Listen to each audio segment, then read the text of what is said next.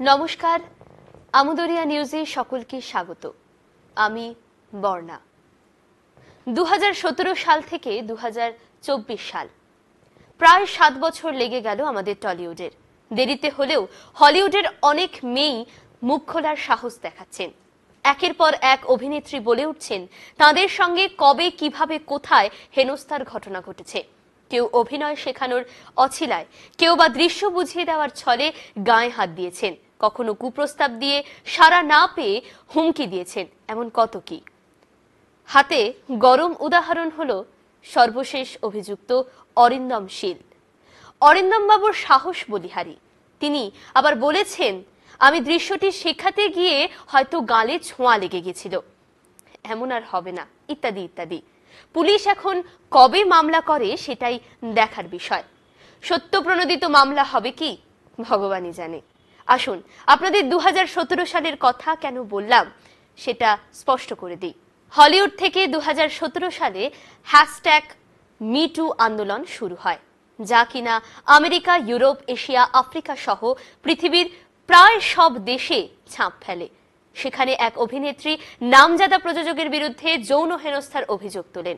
সেটা লিখে হ্যাশট্যাগ দিয়ে লেখেন MeToo, মানে আমিও অত্যাচারিত হয়েছি। বাস, তাতেই গোটা দুনিয়ার নারী মহলে আগুন লেগে গেছিল। বদমাইশ প্রভাবশালী পুরুষদের পায়ের তলার মাটি কেঁপে উঠল। অনেকে গেল গেল করে উঠল। মেয়েদের লজ্জা টজ্জা আর কিছু নেই মনে করে অনেকে আবার চেঁচাতে লাগলো। এরা মূলত সমাজের কিছু ক্ষমতাশালী লোক। অফিসে বা কাজের জায়গায় নানা ছুতোয় যৌন নিগ্রহ করা এদের নেশা, পেশাও বটে। কিন্তু MeToo আন্দোলন এত সাড়া ফেলে যে অনেকেই বহু অত্যাচার সহ্য করা কথা লিখে দেয় #MeTooতে। সেই সময় ভারতে তেমন কোনো অভিযোগ ওঠেনি, মানে কেউ করেননি খুব একটা। মুম্বাইয়ে কয়েকটি অভিযোগ ওঠে। কেরল, মালায়ালাম ফিল্ম ইন্ডাস্ট্রিতে কিছু অভিযোগের তদন্ত চলছে, কমিশন তৈরি হয়েছে। ফিল্ম ইন্ডাস্ট্রি একা কেন, শিক্ষা ইন্ডাস্ট্রিতেও এরকম হয়। অনেক পড়ুয়াকেই কলেজ, বিশ্ববিদ্যালয়ে চত্বরে নানা অছিলায় হেনস্থার চেষ্টা করা হয়। কখনো ছাত্রনেতা তো কখনো শিক্ষক, আবার কখনো অধ্যাপকও এসব অন্যায় করে থাকেন। এবার প্রতিবাদ জোরালো হচ্ছে বলেই আশার আলো তীব্র হচ্ছে। নিশ্চয়ই সব সেক্টরে কর্মরতা মেয়েরা এবার মুখ খুলবে। যা দিয়ে শুরু করেছিলাম, হলিউডে যার বিরুদ্ধে অভিযোগ উঠেছিল তার নাম হার্ভে ওয়েনস্টেইন।